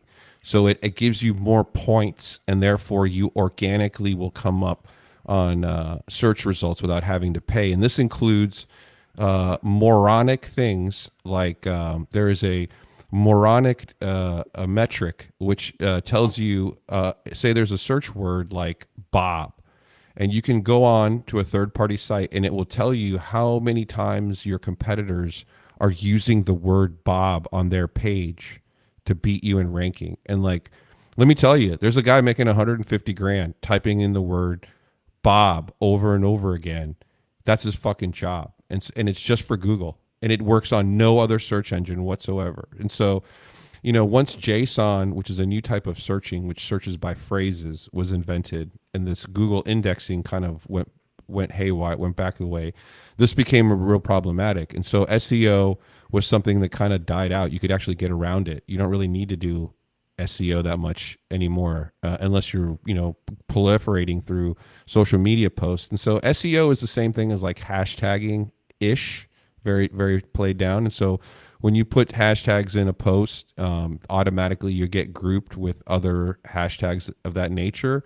And that's kind of what SEO does, but only for the Google search engine. I mean, you can SEO for all sorts of things, but I found it to be a complete fucking waste of time. And I've never met anyone who's a SEO expert that was happy. I don't think they like, and they're mostly like Russian or Eastern European, and they're very tedious, very attention to detail guys. And like every one of these guys I've talked to, I feel like he hates his job, but they do the work, so. Yeah, so I just want to bring this up. So going back to the Google situation, so what was cited in the ruling or the suggestion was the fact that Google has exclusive multi-year contracts with Apple, Samsung, and others that make them the default search engine. Right. So there is no other option for any other companies. They're the default search engine. So it's not competitive. You're paying to be the default search engine, or in most cases, the only search engine. So when you have a hold on that, there's no other person out there that can do anything or have any competitive advantage in that case. So I agree with this 100%. I think the element of what Chris was saying about the ability to, manipulate information or manipulate searches plays into it in an aspect. But if you go back to what we're talking about on the legality of it, it's anti-competitive in its nature because it is a monopoly. They realize the market. Okay, we can have agreements with consumers based on these devices. And if we can market or we can make sure that we have the default search engine on Apple phones, on Samsung phones, where you can't go to Bing, where you can't go to DuckDuckGo. If you can't go to those areas, then we control the market. That in itself, in its own right, just based on law, is the definition of a monopoly in that area. And that's where they're coming from, which I agree with 100%. Yeah, and I think there's ways around it too. I think we're just learning about technology. And so like there's nothing wrong with the way that we're just learning about it as a humanity. And so like there's nothing wrong with Google doing what they do, but to me, it's two different companies. Okay. It's a company that invented the system of recall. Right. Sure. Yeah. You're right. With a browser, that's three. Yeah. There's a browser company, and that browser company cannot own right? An advertising company, and it cannot own an indexing company. Okay. Then there's the indexing company, which is great. You figured out a way, you figured out how to digitize the Dewey Decimal System. Congratulations, you're a fucking genius. But you're not going to make any money off of it. Okay? Because nobody makes money off the Dewey Decimal System. It's public, right? You go to the library, that's how you fucking organize things. Like, you shouldn't be making a living. And then as many advertising companies that want to piggyback on the indexing company's rules without affecting the rules can go and play, and you can help customers trying to get seen. But when company owns the browser, the search history, the indexing company, and the advertising company, that is an enormous problem. And it's great. I'm happy that those guys got really rich. And I can personally say that in my career of managing Google ad budgets, I've literally given those people over $5 million easily on behalf of my clients over my lifetime. And so that's money that they're siphoning away from people that it doesn't necessarily need to be siphoned. And these are small business owners that need their cash. So that's one way to look at it. Let's take it one step further. If you really want to talk about the impact of this, artificial intelligence, right? So if Google controls all the searches as it relates to what people are looking for, they can control artificial intelligence, the responses, what people are looking for, the ability to give that information at a quicker rate. You just took away Microsoft's ability to create its AI engines in a more proficient way as well. So you control that market. So I know somebody from Microsoft was testified as it relates to this case who talked about it's a nightmare scenario. So at the end of the day, this is going to impact Google's model for years going forward. Do you remember the decree for Microsoft years ago when it had an issue with with their antitrust situation, where it took them or whatever. 20 years. It took them for 20 years to get back. Microsoft was always there, but they couldn't innovate in certain areas. I feel like that's going to have an impact on Google. The difference with Google right now, though, is they have two other massive revenue streams. YouTube, which, got to be honest with you, YouTube is through the roof to begin with. They're one of the largest revenue streams just in general. So that's going to hold them up. But your innovation as it relates to the other areas is going to be held up because Chrome is massive. It's intertwined with so many areas of their business. So they're going to have a rough go around for the next couple of years. Chris, start a car. Sorry, buddy. It makes me, I get triggered because I don't know if you guys remember this, and this never made the media, but there was a case in Myanmar where the government decided it was going to give away phones to people in Myanmar and not service. And Facebook found out, and they said they cut a deal with the government in Myanmar and said, well, I'll help you pay for the phones if you make it that Facebook app comes on the phone standard when they get the phones. And so all of these people in Myanmar, they received cell phones without service. Okay. The only Wi-Fi, right? And so they could, a lot of people couldn't afford to go and get the cell service, but they could jump on a Wi-Fi and use the only app that it came with the phone, which was Facebook, to communicate. And so that's what they started doing. And then the government, right, started blasting, the Myanmar government started blasting their Facebook accounts with propaganda, and they've radicalized a lot of the Mayan, I don't know how you call these motherfuckers, the Mayanese. And there was eventually an overthrow. Okay. And it was mostly blamed on Facebook. Now, I don't know how much Facebook had to do with it, but the fact that they were the only option for people and the government exploited that by pushing propaganda. There has to be agreements. It's just, I think it was kind of a dirty thing where you should never be the only way out of a tunnel, right? That's what I don't like. Mm-hmm. Yeah, it's frustrating. What else is going on, guys? Let's see. Dogecast. So, news came out today that Vivek Ramaswamy or whatever his name is, I'm gonna just call him VR, like the headset, and he's temporarily, Ramaswamy. He's temporarily pausing his show, his weekly podcast, and I guess Elon and him are going to start doing a weekly Department of Government Efficiency podcast where they will be discussing the changes and stuff that they're doing, which I think is an awesome move in the right direction towards transparency. And because a lot of the things I've described, like settlement syndrome on this podcast and some of the other behavioral things that I've seen happening on all levels of humanity, one of the things is, you know, who the fuck is running the country and what are they doing with our money? Right. And so, like, I think every single person has asked themselves that question that's participated in this last election is like, okay, what's going on? Okay. And so it doesn't matter what side you're on. Okay.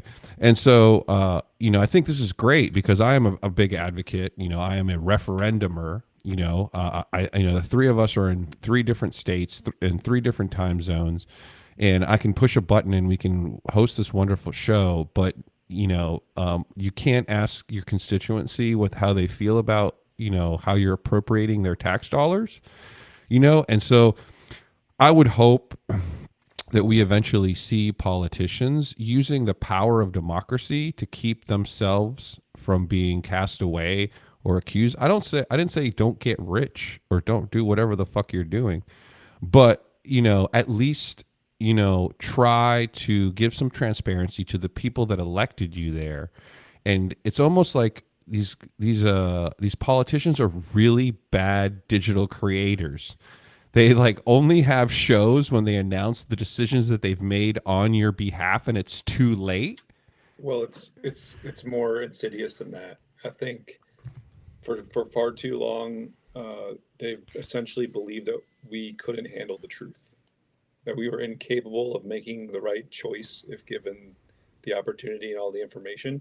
And so they hoard information and only give it out when it's important for them to like get reelected or for whatever it is, because we won't choose correctly if we have all the information that we're provided, right? And so now what we're seeing for the first time, I think, in a long time is just transparency and, you know, make whatever informed choices you want to make and, you know, use that information however you will. As opposed to the opposite, which is what we've seen for a long time, just hoarding it, and you know, because they don't trust us.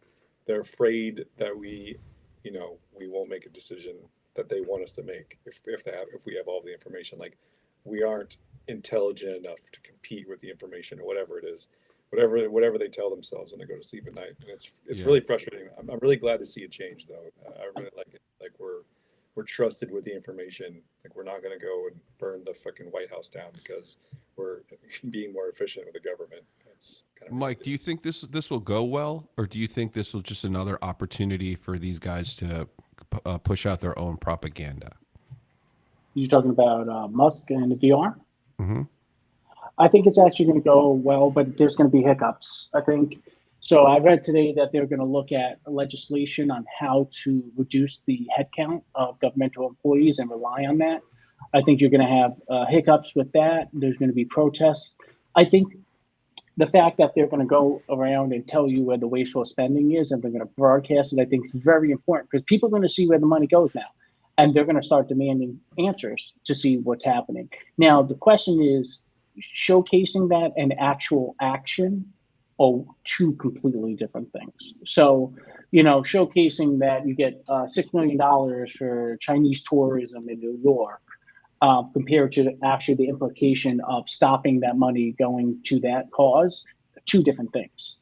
Now, because what ends up happening is in 4 years, Trump's going to be gone. His administration is going to be gone unless they win the election and those people stay in and those governmental departments are still the same people, completely different. Because what ends up happening is it's just as a revolving door.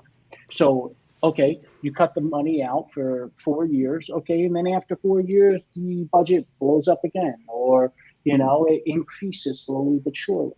So that's the problem, because this is a great idea, but how long is it going to last? And that's always the issue with government. How long do these things last? You know, if you look at Obama, if you look at like the policies that have been going on for the last 12 to 16 years, people have been pissed off. There's a reason why certain politicians are now in office, and there's a reason why there's a backlash. So it's just a revolving door. Okay, 10 years this happens, and then 10 years going forward, it changes. So I hope it works out better. I hope there's things that come of it. I think there's going to be good things, but I also think there's going to be issues with implementation in the long term. A Agreed. lot of red tape. A lot of red tape. A lot of red tape. I think it's going to be really messy, and I think Mike, you're right. I think that this cutting the government thing, and I know they did this. Excuse me, they did this in Argentina, or Malay. He did. I'm not smoking weed, don't worry. Malay did, and and I got to tell you that there's mixed reports on the ground. Hold on. So, what I know about Argentina is that there's a lot of progress being made. What I also know about Argentina is that there's a lot of people that got accustomed to living off the government that are now, quote unquote, starving.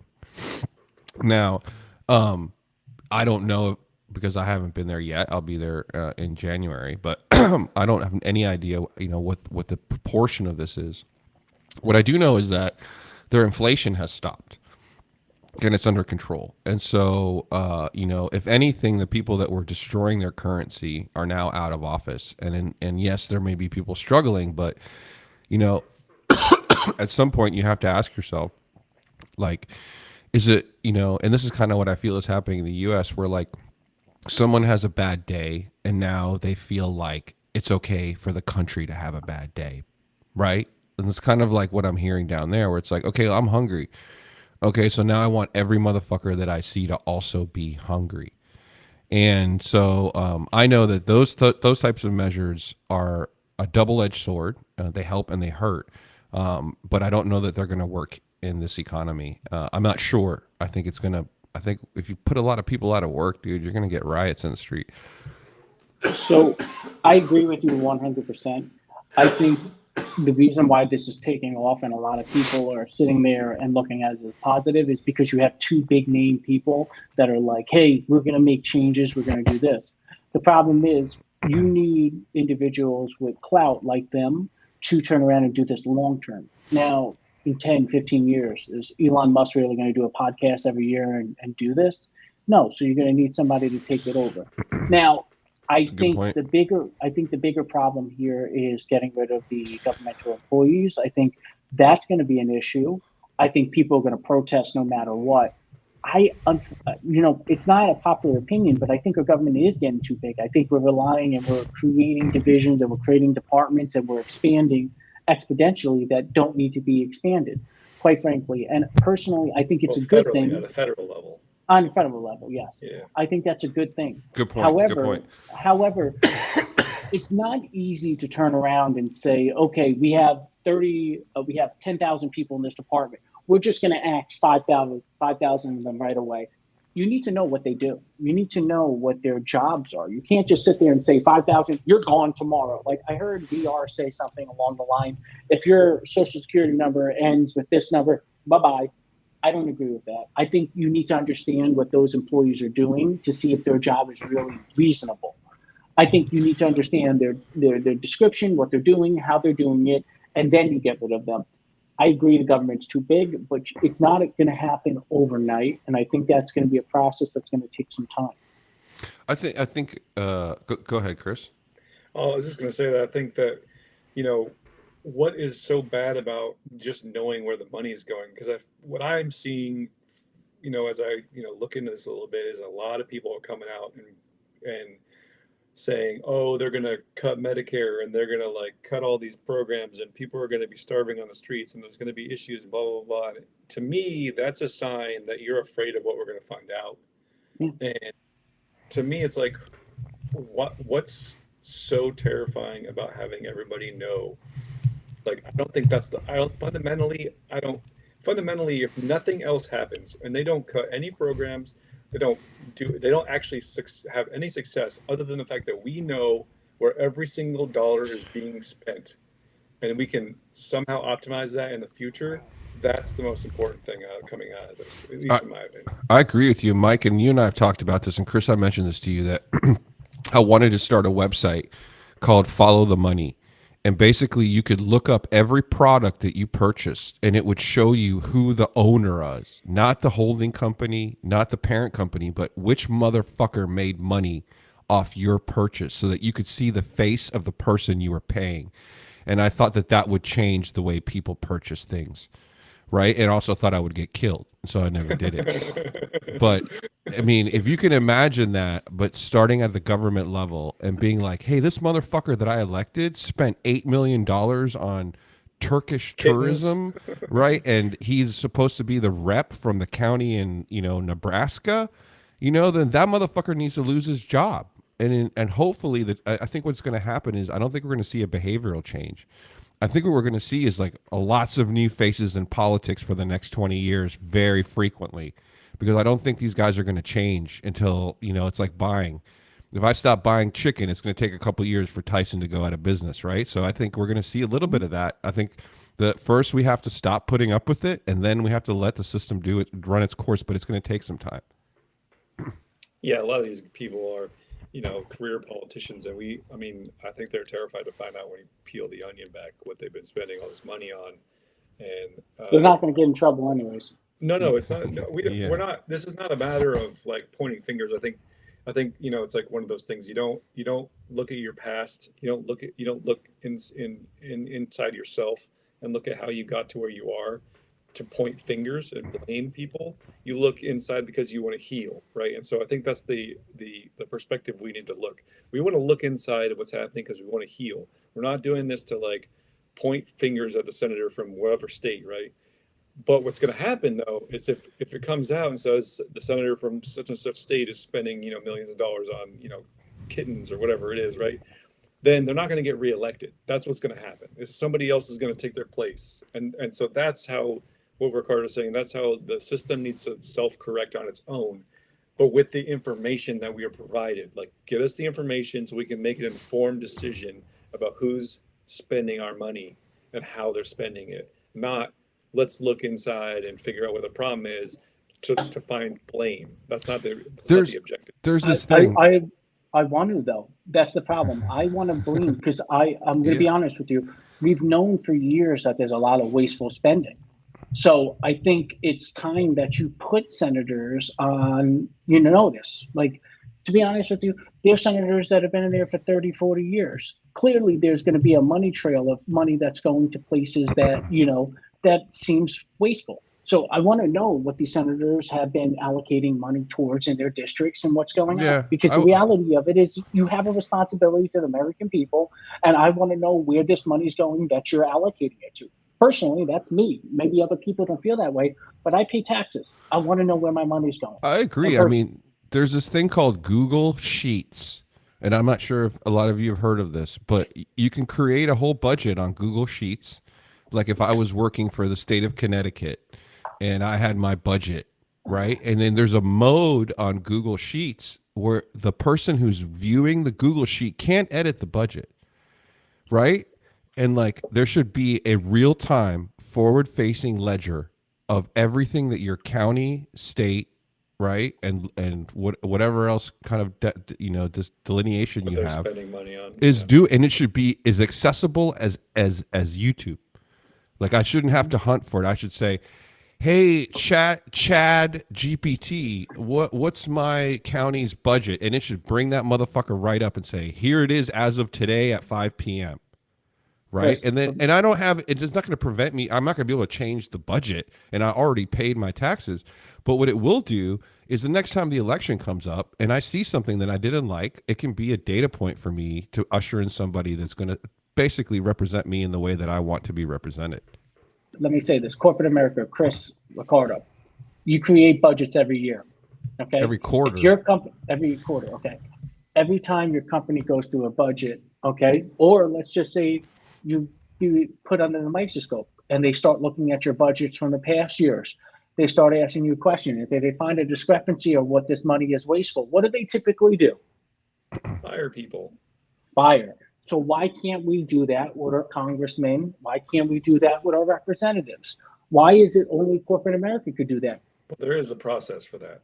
There is, but Yeah. I think Chris But brought it up when should he be- when Chris Go ahead. brought it up when he said like our founding fathers were like lawyers and then they did their civic duty.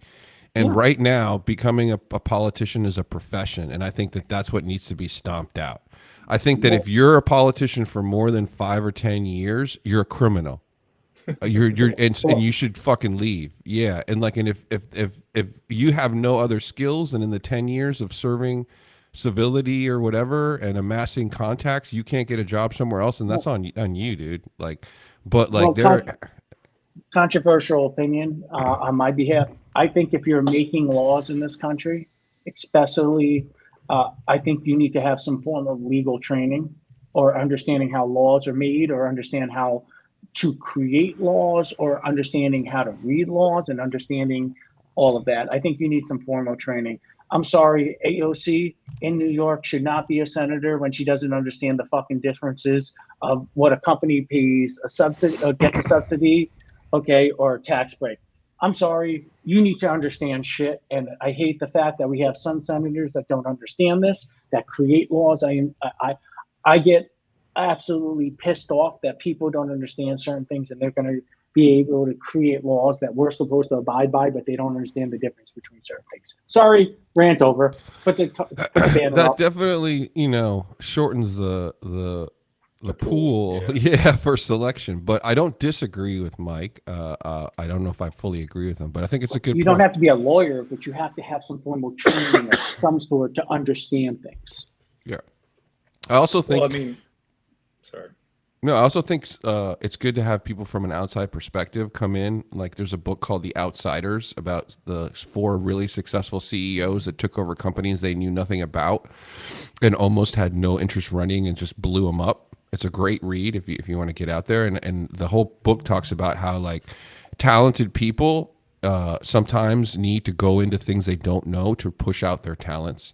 And that, so I think that keeping a fresh, open book for not just lawyers to become our policymakers would be a little bit more democratic than what Mike suggested. But I do believe that some sort of, let's call it a boot camp, right? Like, say Chris gets elected to something, and he shows up first day and starts signing stuff. I think that's very irresponsible. I think maybe, like, if Chris got elected and they sent him before his first day to a 6-month legal training and civil training, whatever you want to call it, boot camp, that really help. And even if you already know, what you're doing, doctors have to renew their licenses every year. Like, as a politician, like, show me that you're not at a Diddy party and, like, having your aides do all the fucking work for you, and take a fucking test to prove that you're competent. Some of these guys, and I won't name names, are, like, literally freezing in front of cameras on multiple occasions and are still allowed to make global decisions. That should scare the hell out of everybody. I have 2 things to say, Ricardo. When you said The Outsider book, were you talking about the movie with Patrick Swayze and Matt Dillon? Yeah. Was that? No. The Outsiders here. I'll post it. No, but that's funny. No, it's called The Outsiders. And it might not even be the right name.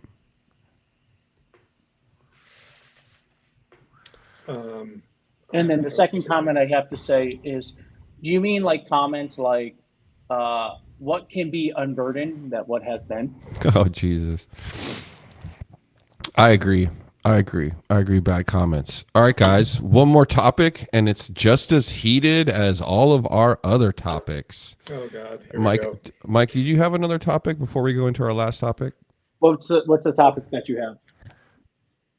You want me to show you first? Show me first, because I will be ranting if I think I know what it is.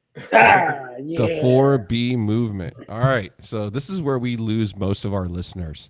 Yeah, people are gonna just totally bail. I'm sure it's not going to stop me from saying what I want to say.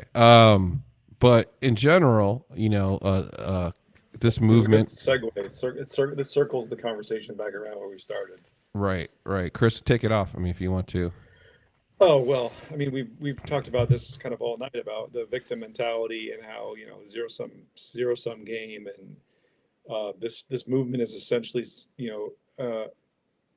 a backlash from the election outcome, where women are basically saying that because Trump's president now, they're anti-men no kids, no marriage, no dating, no sex.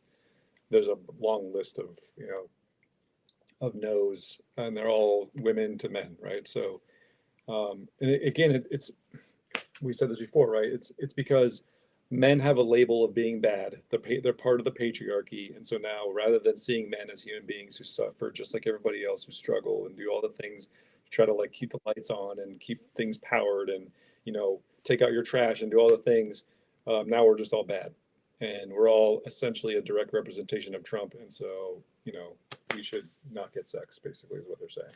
So why is this popular? Honestly, like I look at this, and you brought it up, and I was just like, "Oh, who cares? I mean, who cares? People are allowed to do whatever they want with their bodies, and I'm all about that."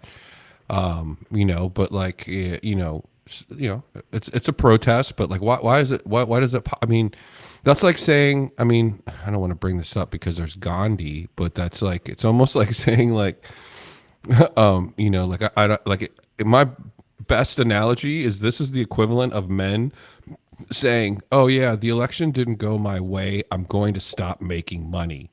And if you're a guy and you think like that, I say try it and see how it works out for you. Yeah, yeah. And so it's like it doesn't make any sense. And like I don't have anything against people protesting this way or doing whatever they want, but it doesn't make survival sense to me. As mad as I am at something, especially something that I participated in, right? Like I'm not going to stop paying my bills, right? I'm not going to stop going out and earning money. That's only going to hurt me. So I'm just wondering what the popularity behind all this might be. All right, rant on, put the banner on. I agree with people protesting. I am all for it. However, I think it's the dumbest protest of them all. I think, sitting there and saying, I'm not going to have sex, I'm not going to have kids, I'm going to shave my head, I'm going to be an absolute radical on every element of society, I think is the wrong way of going about it. I'm not a woman. I can't sit there and say I understand where they come from and what their basis is. I could tell you from a guy looking in, I think there's still going to be women that are still going to do this. I still think women are going to express themselves in certain ways. I think having constructive conversations is the right way of going about it. But simply saying I'm going to hate men, I'm anti-men, what is that accomplishing? Like you sitting there and saying, I'm not going to have a conversation with guys. I'm not going to have a conversation with the other side and talk about why I disagree or these things. And I'm going to abstain from everything. I think is the dumbest thing possible. It's basically, you're just going to cut yourself off from everything. And it's either my way or the highway. And I'm going to hold you hostage by doing this.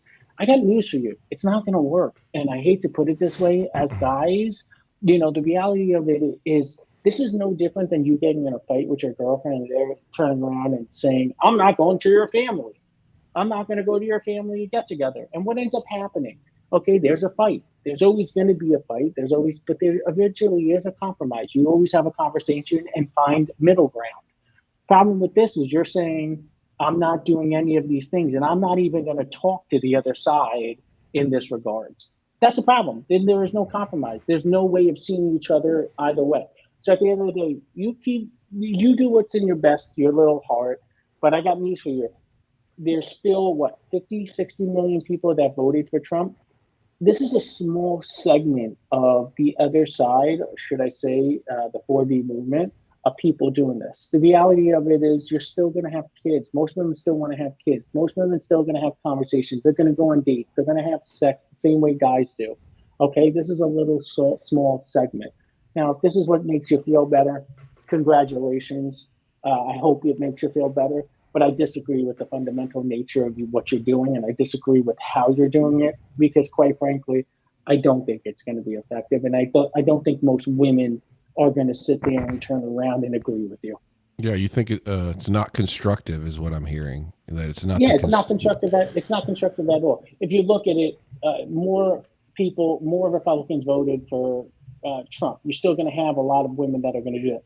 I forgot the statistics. Okay, most women didn't vote for Donald Trump. That's fine, but you still have a lot of Republican women, and you have a lot of women that still voted for him. You're still going to have a lot of women that want to have kids. You're still going to have a lot of women that still want to have constructive conversations and have families and get married.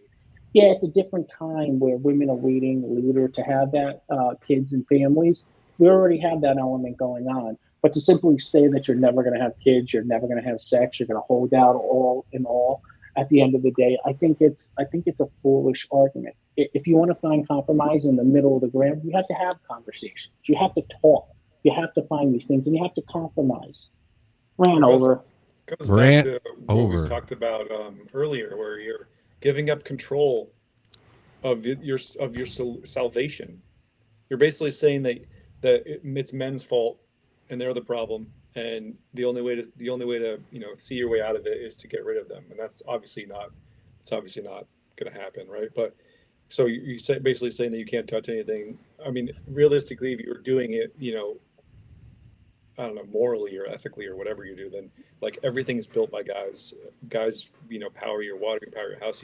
Are you going to be Amish basically? Because that's, you're going to have like a female Amish because everything's built by men. Everything's operated by men. Yeah, Not and I got bad news. The Amish all voted for Trump. So Yeah, let me ask you a question. What is shaving your head resolve? What does that mean? Well, you don't have to do your hair. You're not attractive. You're not attractive to men or whatever. So I just part of the don't. 4B. Go ahead. I'm sorry, Chris. Keep going. No, it's like, well, it's just like what we were talking about, man. Like, don't give up the power. Don't give up power to third party because you don't want to solve your own problems. It's Listen, I agree with you wanting to protest. I agree if you disagree. I understand you disagreeing with the election results. I understand that you're upset and there's things that you don't agree with. I get all that. But these protests and the things that people are saying, especially this movement, I totally disagree with. I'm sorry. I think you need to have constructive conversations. I think you need to talk things out so people understand where you're coming from, but more so they understand where you're coming from. I'm sick of this. It's either my way or the highway thought process because that doesn't lead to anything good. And at the end of the day, it just leads to more division. So if you want to do that, that's fine. But if you can't have a conversation with somebody else, that's a problem. Like the one thing about the two-party system that we have right now, Democrats and Republican, is not all Republicans are right, not all Democrats are wrong, not all Democrats are right, not all Republicans are wrong. There's a compromise in areas. And that's the beauty of having those conversations and having the two-party system. This protest is, you're not listening to me. Okay, I don't want to hear you. I'm going to do this and I'm going to hold it. That's the wrong method that you're taking. I also think that there is a very clear solution, and this may come as a shock to everyone, but there is a very viable answer. If you don't like the way the elections are going, you have a very easy way to remedy that. Get off your ass and run yourself. Get off your ass and run for something. If you don't like the way the politics are, then get in the fucking game. Okay? Yeah. Then get off your ass and run for your city council or whatever it is and join the fight. Because complaining about it is not going to, complaints are free. Change costs money and effort. To that point, the census data that came out said that there's more women than men in this country. It's 50.1, 49.9 is the ratio. So like if you really wanted to have a movement that you thought was going to that I would actually support would be like, hey, there's more women, let's pick the next president. And like have a movement, like women go out there, and together you have more voting power than we do. So pick whoever you want. I'm not saying you should pick somebody, but pick the person that you think, and then run a campaign to get them elected. There's more women than men in this country. So Yeah, but it's the psychology, though. It's the psychology of not getting your way. If you don't win, it's the thought process of, okay, if I don't get my way, I'm going to protest in this aspect. But the one thing I want to say is this is a small segment. I don't truly believe most women feel this way and they're going to take this approach. I think it might be picking up steam, but it's not everybody. And I hate to put it that way.